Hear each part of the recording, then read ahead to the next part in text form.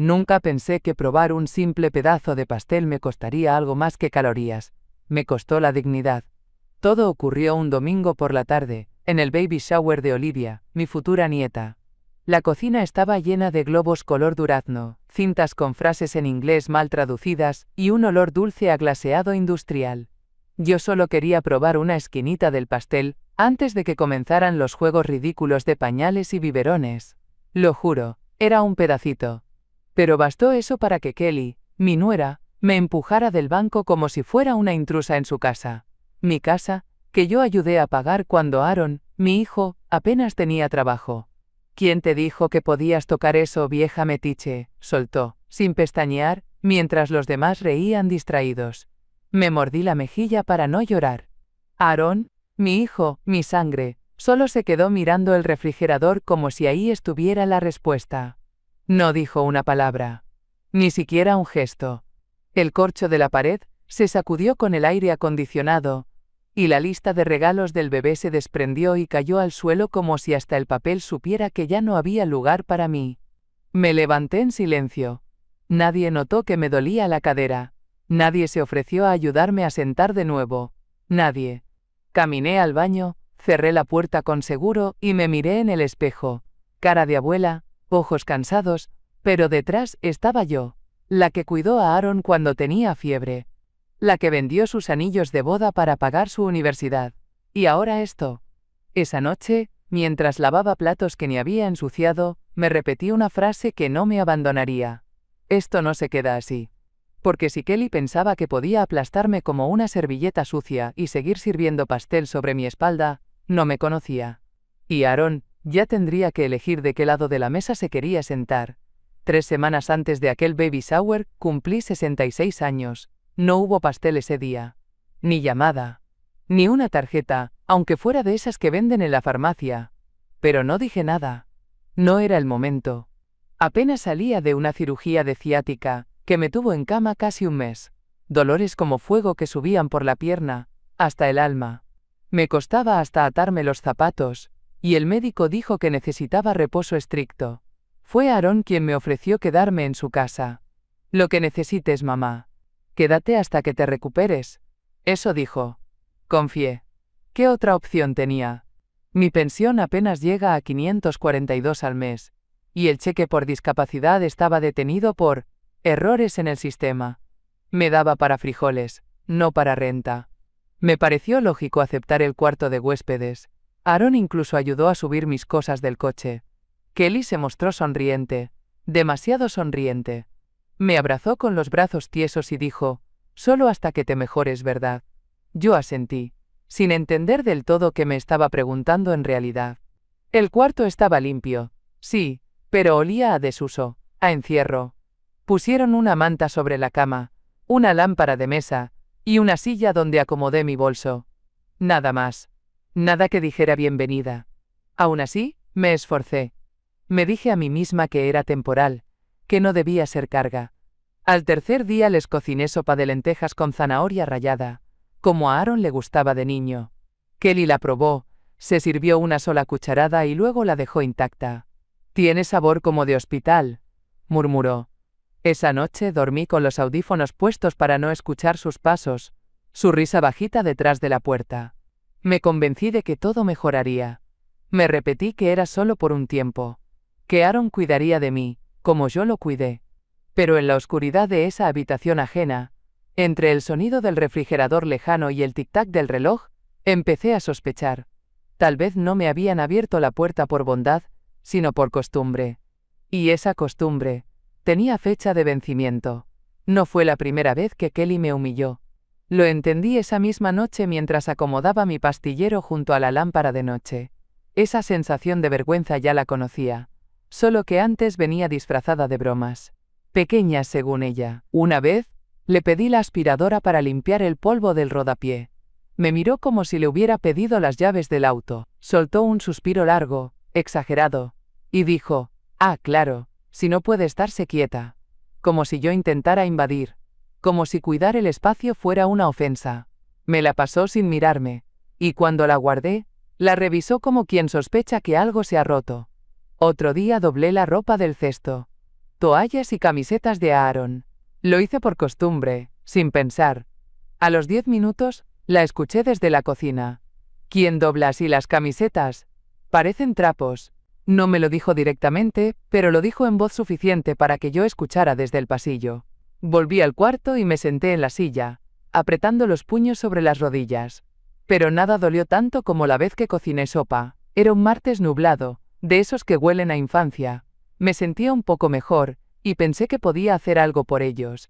La preparé como la hacía para Aaron de niño, con papa, ajo y un toque de comino. La serví con galletas saladas, como entonces. Kelly la probó y levantó una ceja. «Sabe a menú de asilo», dijo. Luego miró a Aaron, y se rió como si hubieran compartido el chiste antes. Aaron no dijo nada. Ni una sonrisa. Ni una defensa. Solo bajó la vista y movió la cuchara.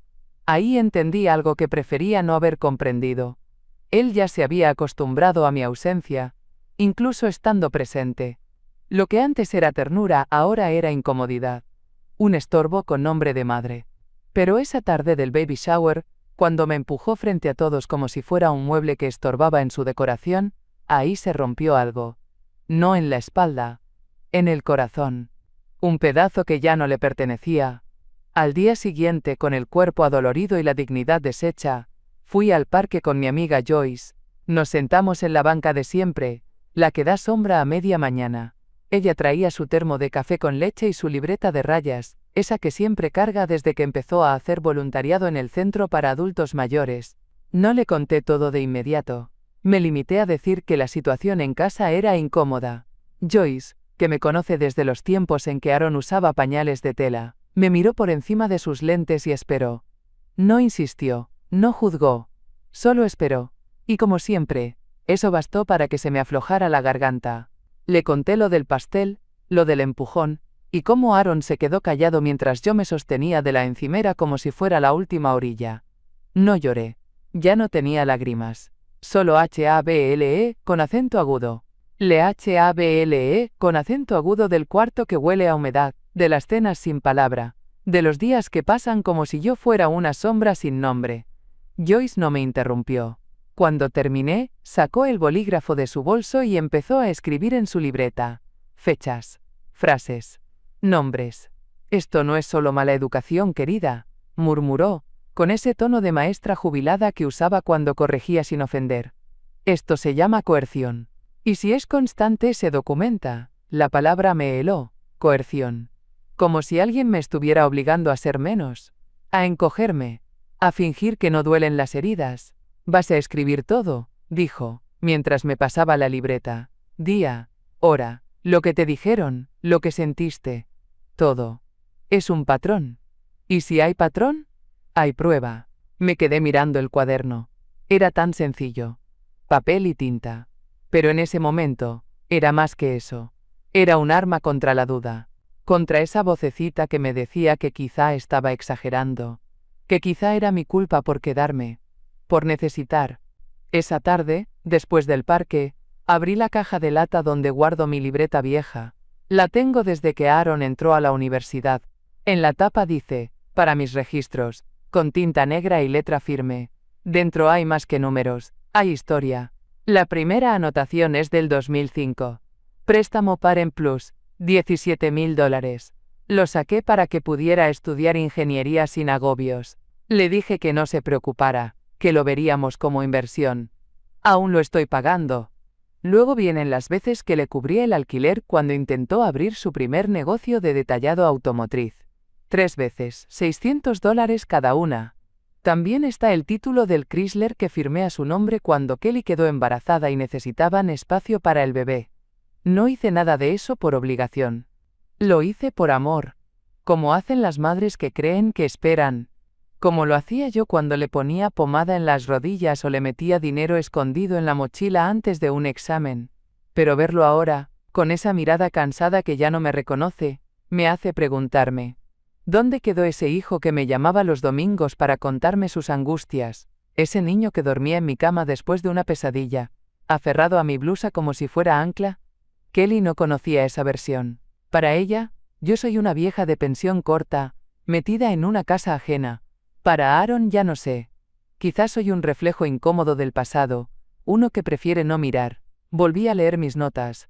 Cada dólar, cada favor, cada renuncia anotada con precisión. No por resentimiento, sino por memoria, porque a veces la memoria es lo único que te salva de desaparecer. Cerré la libreta y la guardé con cuidado, como se guarda una semilla antes de la tormenta. Esa noche, cuando oí los pasos de Kelly en la cocina y la voz baja de Aaron al teléfono, me quedé inmóvil, mirando el techo, pensando que el amor de madre puede perdonar casi todo. Pero la deslealtad se graba con fuego, y el fuego, bien dirigido, también puede iluminar. 2 días después del baby shower, me di cuenta de algo raro. Mi teléfono no se conectaba a internet. Pensé que era un fallo del módem, así que fui a revisar, pero la pequeña luz roja parpadeaba como un aviso. Fui a buscar a Kelly. ¿Ocurrió algo con el internet?, pregunté con la voz más neutra que encontré. Ella apenas se giró desde el comedor, donde acomodaba unos pañales ecológicos en una canasta. Así. Le puse contraseña nueva. Nos dimos cuenta de que estaba consumiendo muchos datos. Queremos reducir distracciones en la casa, dijo con esa sonrisa dulce que solo usa cuando va armada con intención. Reducir distracciones. Yo era claro una de ellas. Como si mis búsquedas de recetas, mis llamadas por video con Joyce, o mis juegos de crucigramas fueran un lujo indebido. No respondí. No valía la pena discutirlo.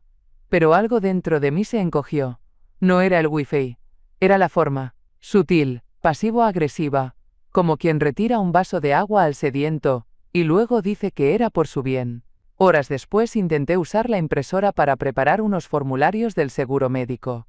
Ya no estaba. ¿Desaparecida?, pregunté con cuidado. Y Kelly solo dijo: la guardamos por el polvo. Además, no la estabas usando tanto. Me reí por dentro. La estaba usando justo esa semana. Pero claro, eso no importaba. Lo que importaba era que cada vez me quedaba con menos herramientas, menos medios, menos derechos. ¿Y Aaron? Él se limitó a un «ya hablaré con ella» que nunca llegó. Se encerró en su estudio y puso música con audífonos, como si el mundo se hubiera reducido a su pantalla. Pero no era coincidencia. Fue ese día cuando mi estómago comenzó a tensarse como cuerda húmeda. Algo venía. Algo que no entendía del todo pero que ya podía oler. Como tormenta lejana. Como cambio de viento. Y aunque intenté seguir como si nada, comencé a guardar los recibos, a numerar las páginas de mi libreta, a dejar de creer en las casualidades, porque cuando una casa empieza a sacarte de a poco, es que ya decidió que no te quiere adentro. El martes siguiente, noté que algo más había cambiado. Me acerqué a la cocina al mediodía como siempre para preparar mi almuerzo sencillo. Arroz, un huevo, algo de pan. Pero cuando abrí el refrigerador, no había huevos, ni pan, ni arroz. Solo yogures de marca, frutas orgánicas y una nota en la puerta.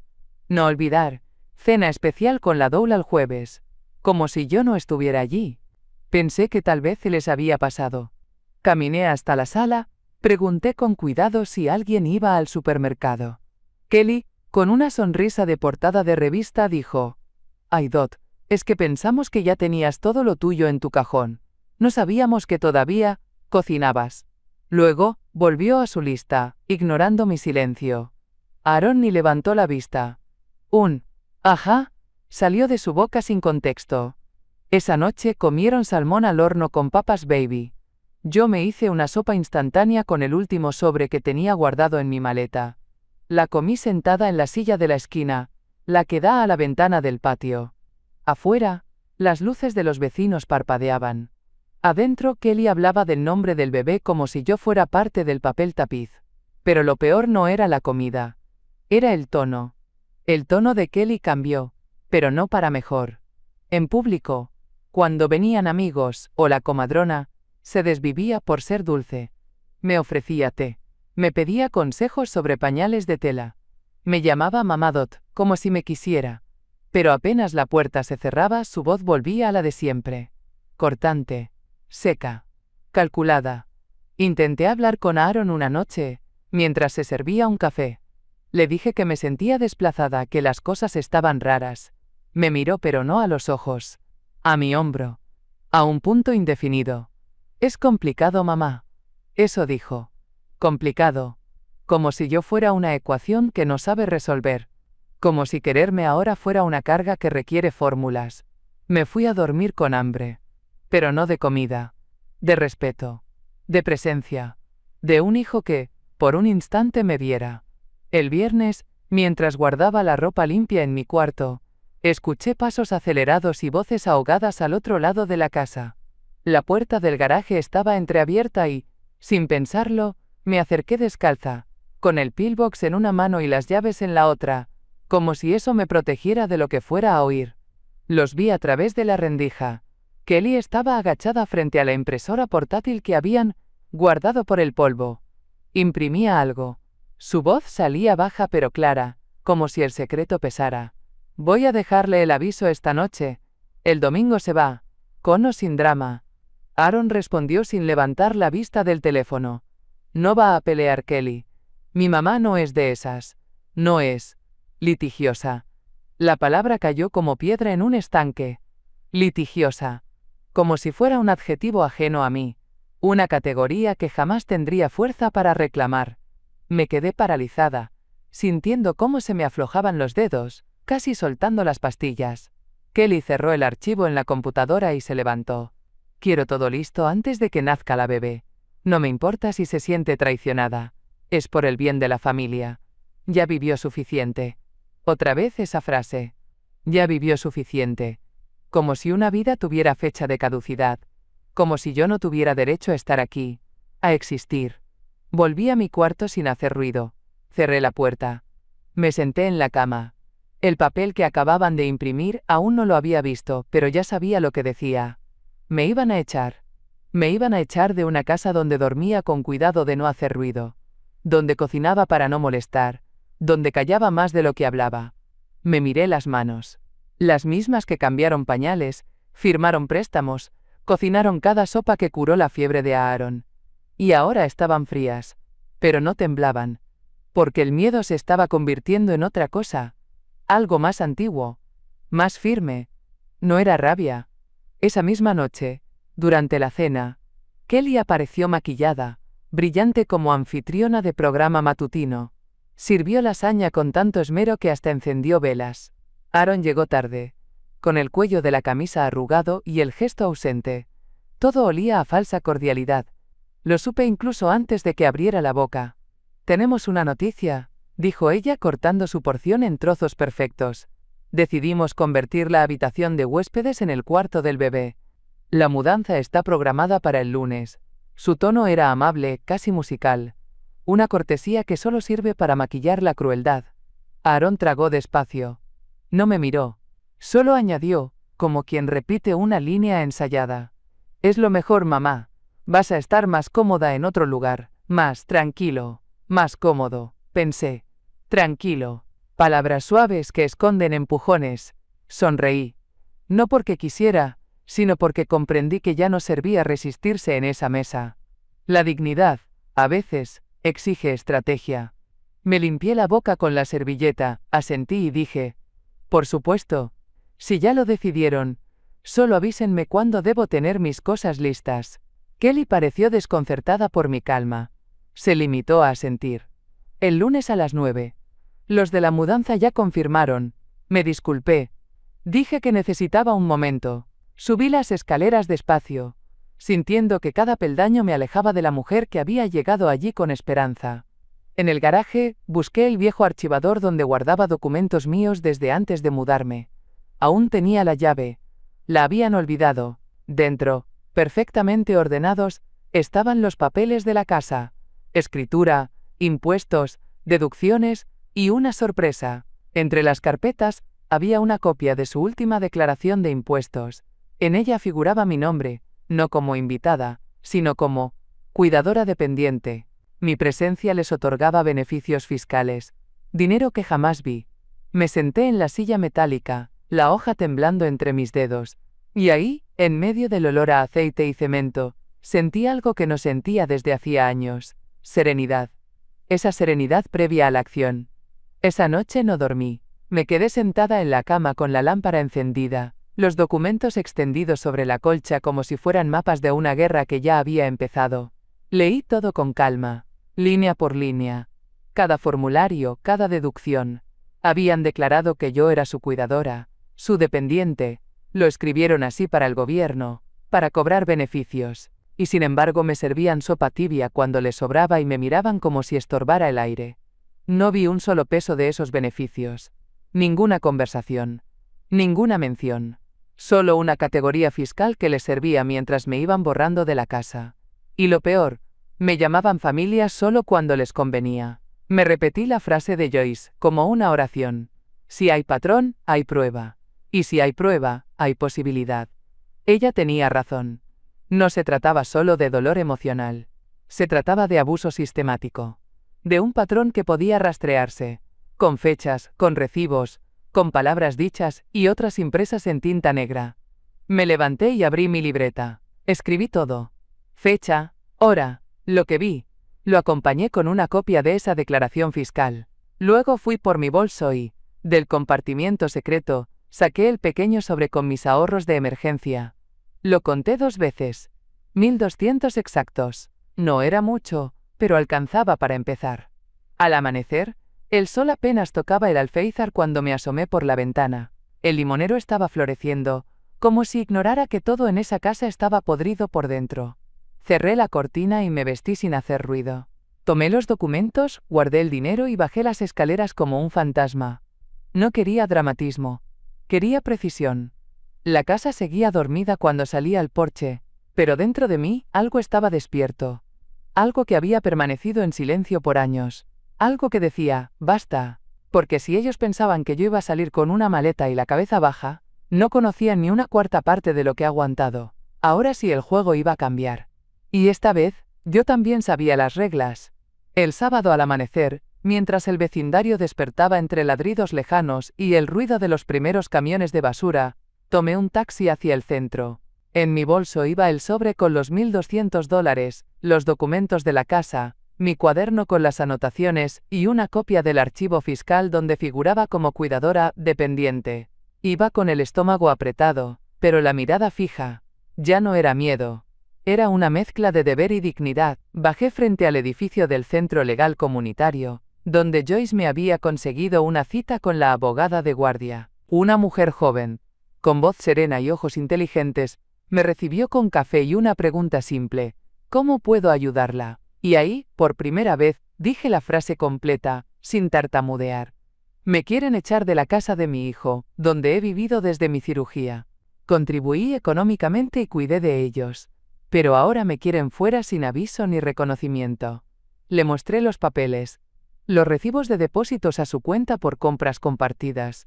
Los mensajes de texto que Joyce me ayudó a imprimir, donde Kelly hablaba de mantenerme tranquila hasta el parto, y la declaración fiscal donde aparecía como parte esencial del hogar. Ella no parpadeó, solo fue tomando notas, revisando cada línea, cada fecha. Al final sacó un formulario.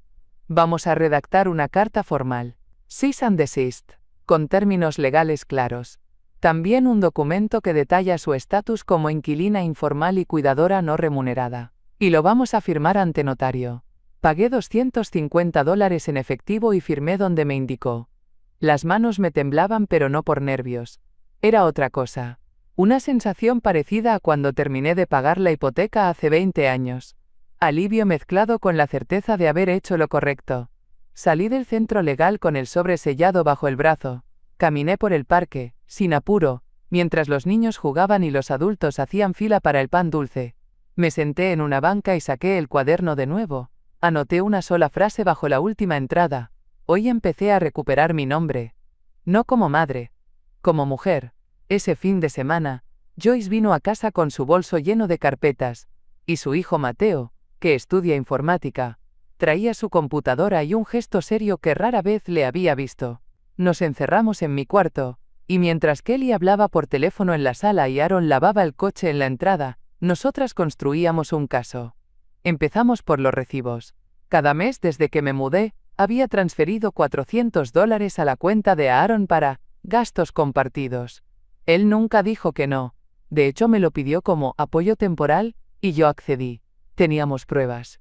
Luego escaneamos mensajes de texto, correos electrónicos, las notas de voz donde Kelly decía: Manténla contenta hasta que pase el parto. Joyce los imprimía uno por uno, en papel grueso, como si estuviera armando un álbum de ofensas. Mateo nos enseñó a subir todo a una nube privada. Creó una carpeta protegida con contraseña bajo el nombre Dot Eviction Proof 2025. Lo hizo sin comentarios, pero en un momento, mientras le pasaba un archivo, me dijo en voz baja: «Mi mamá me enseñó que no hay que quedarse callado. Usted está haciendo bien». Me lo dijo con respeto, no con lástima. Y esa diferencia me tocó hondo. Terminamos pasada la medianoche. Joyce trajo té de manzanilla y lo tomamos en silencio, rodeadas de documentos apilados en el suelo, carpetas abiertas sobre la cama, y mi zapato izquierdo con el compartimiento secreto bajo la plantilla, donde escondí una copia de seguridad en un pequeño USB. No dijimos mucho más esa noche. La guerra ya no era emocional, era táctica. Yo no buscaba venganza, buscaba respaldo. Porque una mujer sola sin respaldo es apenas un susurro. Pero una mujer con pruebas es otra cosa. Antes de dormir, pegué un post-it en la tapa de mi cuaderno. Respira hondo. El lunes deja de ser huésped. El lunes vuelves a ser dueña de tu historia. Y dormí profundamente. No porque todo estuviera resuelto, sino porque por primera vez en mucho tiempo, tenía con qué defenderme. El domingo por la tarde, la casa estaba más silenciosa que de costumbre. Kelly había salido a comprar cosas para la llegada del bebé. Así dijo. Y Aaron no salía de su estudio. Aprovechamos. Joyce llegó con una mochila llena de sobres, grapas y etiquetas. Mateo vino también, esta vez con un pequeño escáner portátil que colocó sobre mi escritorio como si fuera herramienta quirúrgica. El plan era claro. 3 juegos completos de documentos. Uno para el refrigerador, bien visible. Otro para la oficina de la asociación vecinal. Y el tercero para el expediente legal en el centro comunitario. Cada juego contenía lo esencial. La carta notariada donde reclamaba mi estatus como inquilina informal y cuidadora. Los recibos de aportaciones mensuales, las declaraciones de impuestos manipuladas, y los mensajes clave. Todo numerado, ordenado y con índice. Joyce imprimía y yo revisaba. Mateo escaneaba y subía cada archivo a la nube privada. Al final, hizo una copia extra en otro USB, que guardé en una bolsita de tela dentro de mi brasier. Porque una mujer precavida vale por 3, y yo ya no me iba a confiar en promesas, ni en memorias. Mientras trabajábamos, les ofrecí té. Mateo lo aceptó con un «Gracias, señora Dot», que me hizo sonreír por dentro. Joyce me miró con ese brillo en los ojos que una amiga de toda la vida solo tiene cuando te ve de nuevo parada sobre tus propios pies. Al caer la noche, armamos los sobres. Cada uno llevaba mi nombre completo en tinta negra y una etiqueta con la fecha. En el que iba al refrigerador añadí una copia del documento con el membrete del bufete comunitario. Ese, sabíamos, sería el primero que verían. Mateo nos ayudó a colocar el sobre legal en la nube, con acceso restringido y contraseña que solo nosotras 3 conocíamos. Al cerrar la laptop, Joyce me dijo sin miramientos: «Ya no te pueden borrar, Dot, no mientras nosotras estemos aquí». Esa noche dormí con los sobres listos sobre la mesa y el corazón, por fin, en paz. No porque confiara en ellos, sino porque, al fin, confiaba en mí. El lunes a las 6 en punto de la tarde, la casa estaba en calma. Kelly aún no regresaba, y Aaron dormía en el sillón con la televisión encendida en bajo volumen. El aire olía a suavizante de lavadora y a ese incienso barato que ella usaba para armonizar los espacios. No encajaba con el momento, pero poco importaba. Entré a la cocina sin hacer ruido, aunque no me importaba si me veían. En la mesa de madera, junto a una pila de onesies recién doblados y una libreta con anotaciones del parto, coloqué el sobre grande. Escribí con plumón negro: «Aviso formal y documentación, de Sinclair». Junto a él, pegué una nota amarilla que decía, con mi mejor letra: «He notificado a la asociación de vecinos y al centro legal comunitario. Pasaré a recoger mis cosas el viernes por la mañana con mi trabajadora social». No firmé con amor, ni con agradecimiento, solo con verdad. Me detuve un segundo a mirar alrededor. Esa cocina había sido escenario de tantas versiones de mí. La madre que preparaba sopa de fideos cuando Aaron estaba enfermo, la mujer que lavaba platos mientras escuchaba los primeros latidos de su nieta, La invitada silenciada que se comía su cena en silencio. Todas ellas merecían que alguien les hiciera justicia. Y esa alguien, ahora, era yo. Me di la vuelta, y subí a mi cuarto. Cerré la puerta con seguro y me senté a leer mi libreta, como quien repasa un diario antes de entregarlo como evidencia. Todo estaba ahí. Cada gesto, cada desprecio, cada transacción que habían intentado borrar. No me temblaban las manos. No me dolía el pecho. Lo que sentía era algo diferente. Una certeza densa, arraigada. No iban a tener la última palabra. Ni el último sobre. Esa noche, cerca de las 8, los escuché llegar. La puerta se cerró con más fuerza de la habitual. Pasos rápidos. El murmullo urgente de voces en el pasillo. Sabía que ya habían visto el sobre. Sabía que lo habían abierto. Así que esperé sentada en la silla de mi rincón. Vestida, serena, con la carpeta de copias legales sobre mi regazo como si fuera un abrigo. La primera en entrar fue Kelly. Ni rastro de su tono dulce. La voz le salió aguda, afilada. ¿Qué es esto? ¿Qué juego es este, Dot? ¿Vas a manipular el sistema ahora? Detrás venía Aaron, con la cara pálida y los puños cerrados. ¿Quién te dijo que podías hacer esto? ¿Quién te llenó la cabeza de ideas? Yo no respondí de inmediato. Respiré hondo, como lo hacía cuando Aaron de niño hacía berrinche en el supermercado. Luego, sin levantar la voz, repetí la misma frase 3 veces. Tienen hasta el viernes para buscar asesoría legal, si lo desean. El proceso está iniciado. Kelly soltó una risa seca. ¿Crees que puedes echarnos la culpa de algo? Esta es nuestra casa. La miré. No con odio. Con algo mucho más peligroso para alguien como ella. Firmeza. La casa puede ser suya, pero lo que hicieron conmigo también lo es. Lo documenté todo. Aaron se sentó en el borde de la cama.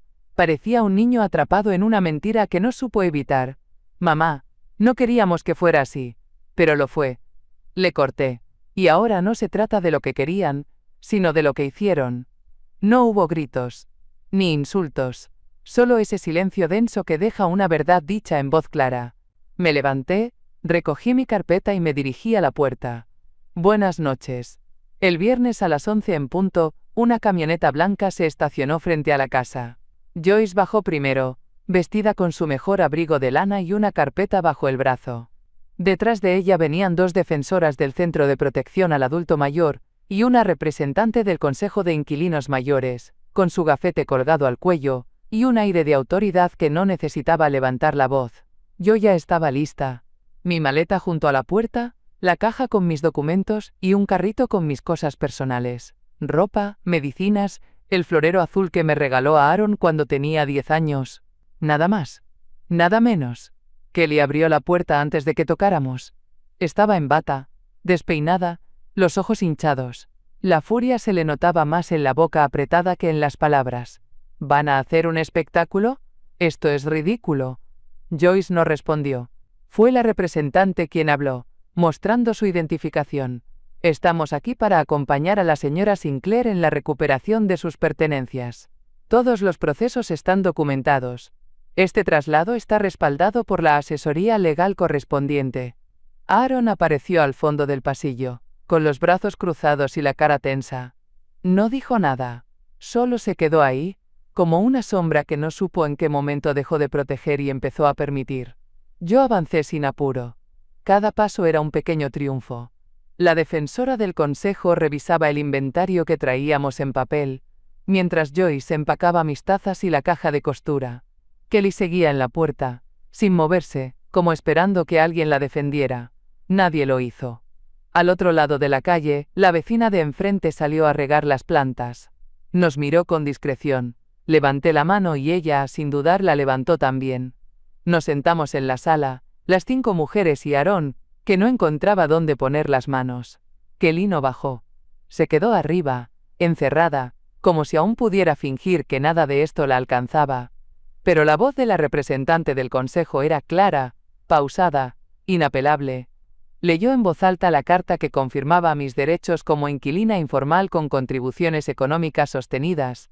Habló de la documentación legal presentada, del historial bancario, del uso de mi nombre para beneficios fiscales sin consentimiento. Cada palabra era un golpe, no de venganza, sino de justicia. Yo no dije nada. No hacía falta. Solo me dediqué a entregar los documentos desde mi carpeta, uno por uno, con la misma calma con la que una costurera entrega su trabajo terminado. Al final, coloqué sobre la mesa el USB, con todos los respaldos. Por si algo desaparece, dije sin mirar a nadie. Aarón me sostuvo la mirada unos segundos. No era desafío. Era pena. Pero ya era tarde para pena. La representante firmó el acta de traslado, y lo hizo todo oficial. Me ofreció una copia, y la guardé en el bolsillo interior de mi abrigo, junto al plano de la casa que diseñé hace 40 años. Porque una nunca sabe cuándo necesitará mostrar que perteneció, que aportó, que resistió. Nos levantamos y salimos sin prisa. Afuera, el sol era más tibio de lo esperado. Joyce tomó mi carrito, la defensora me dio su tarjeta, y me abrazó con fuerza discreta. Yo no lloré. Las lágrimas son para la pérdida. Esto no era pérdida. Era recuperación, y cada palabra que se había dicho en esa sala, era una piedra más en el nuevo camino que estaba empezando a construir. Con nombre. Y sin permiso. Esa misma tarde, crucé la entrada de mi nuevo departamento. Segundo piso, vista al parque. Subsidio aprobado. Pequeño, sí, pero solo mío. En el balcón ya habían dejado una maceta con geranios. Cortesía del centro de vivienda. Bienvenida señora Sinclair, decía una nota atada con listón verde. Entré y dejé el carrito junto a la pared. Coloqué mi florero azul sobre la mesa del comedor, mi almohada en la cama individual, y mi taza con margaritas pintadas junto a la ventana, justo donde da el sol por las mañanas. Abrí el refrigerador. Vacío pero limpio. Lo primero que pegué fue una copia de la carta notariada. Quedan retiradas todas las amenazas de desalojo. La sujeté con un imán viejo que encontré en una de mis cajas. Uno que decía, Still Standing. Y sí, lo estaba. De pie. No ilesa pero intacta. Con menos cosas. Pero más espacio. Con menos familia, quizás. Pero más verdad. Me senté en la silla del rincón y respiré hondo. Por primera vez en mucho tiempo, ese aire sabía a libertad. A paz. A renacimiento. Porque después de tanto silencio, tanto empujón, tanta omisión disfrazada de amabilidad, volví a escucharme a mí misma. Y esta vez, me creí,